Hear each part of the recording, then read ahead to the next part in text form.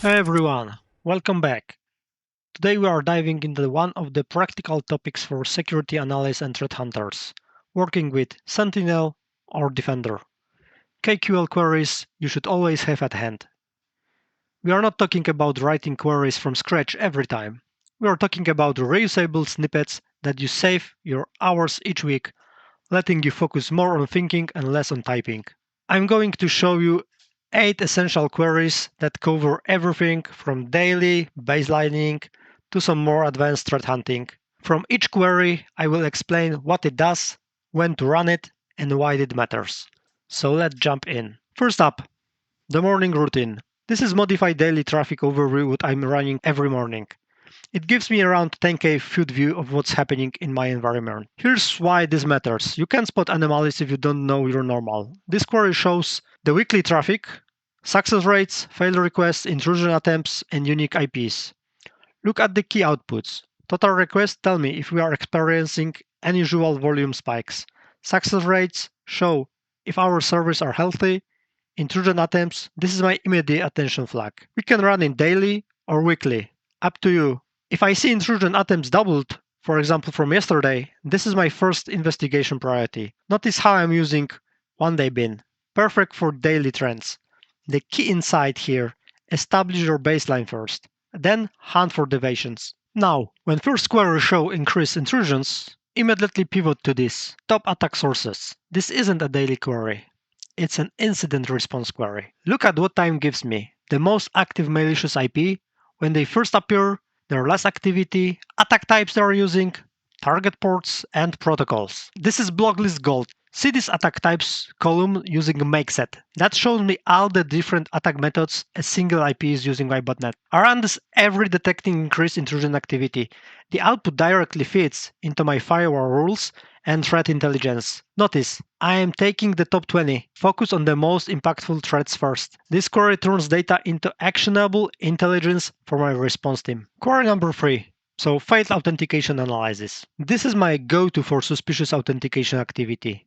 Failed logins happen, but patterns of failed logins tells me a story. We can run this during suspicious activity periods or when monitoring high-value accounts.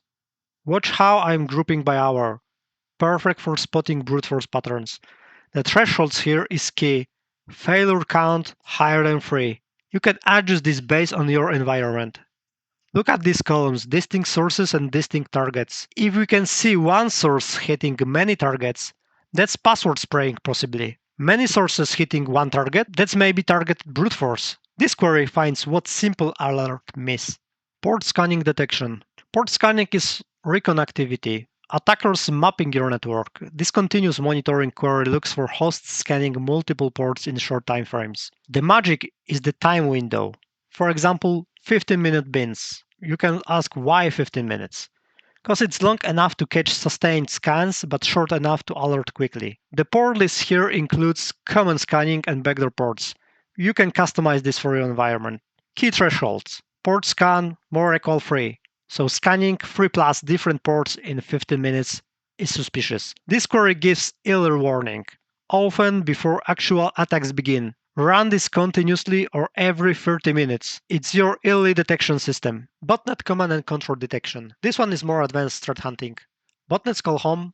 We want to catch those calls. We can run this during proactive threat hunting or when investigating compromised systems. Look at the stats here. Median payload 95 or 99 percentiles. Botnet C2 traffic often has distinctive payload sizes. Grouping by user agent is a key. Many botnets have unique agents. The botnet activity higher than 3 threshold filter noise. This query isn't just counting, it's more profiling. The percentile calculations can help distinguish normal traffic from the common traffic. Use this to find compromised systems before they cause damage. Protocol anomaly detection. This is my favorite for finding clever attackers. Protocol anomalies often indicate evasion technique or data exfiltration. The concept: combine protocol and port into a single field. Then look for unusual patterns. HTTP on port 2222 or SSH on port 443. Those may get attention. The join here compares normal traffic with no malicious traffic. The suspicious score uses a case statement to categorize risk. And notice how I'm looking for rare combination. request count lower than 10 and unique sources higher than 5. So that's often discovery activity. Run this weekly to establish what's normal. Then monitor deviation. This catches what signature-based detection misses. User agent analysis. Automated tools leave fingerprints in user agents. This query finds scanner and automated tools. You can run this regularly, at least weekly. The has any operator looks for known tools, nmap, nicto, curl, and so on. But here's the insight. Not all tool use is malicious.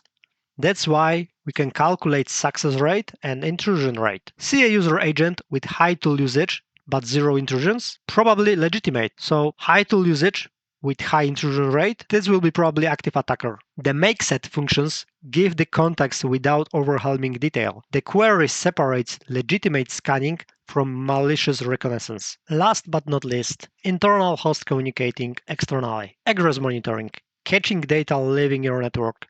This shows which internal IPs are taking to external destination. The IP filter starts with 192.168, catches internal IPs. The suspicious index is clever. It weights intrusion attempts most heavily, then unique external IPs, then connection count. You can look for internal servers talking to many external IPs or workstations sending large payloads outside. The port use and protocol use, columns use, struct array make the output readable. This catches data exfiltration, beaconing, and unauthorized external communication. You can run this daily for critical assets. And there you have it, 8 KQL queries that should be in every security analyst toolkit. Remember, the goal isn't to write new queries every day, but to have reliable, reusable queries that let you focus on analysis and not syntax. To recap, start with your daily baseline, drill down on attack sources when needed, monitor authentication patterns, watch for port scanning, hunt for botnets, check protocol anomalies, analyze user agents, and monitor egress traffic. These queries work together as a system. Save them, customize for your environment, and run them regularly. The time you save on typing is time you gain for thinking. If you found this helpful, hit like and subscribe for more practical security content. Thanks for watching and stay secure.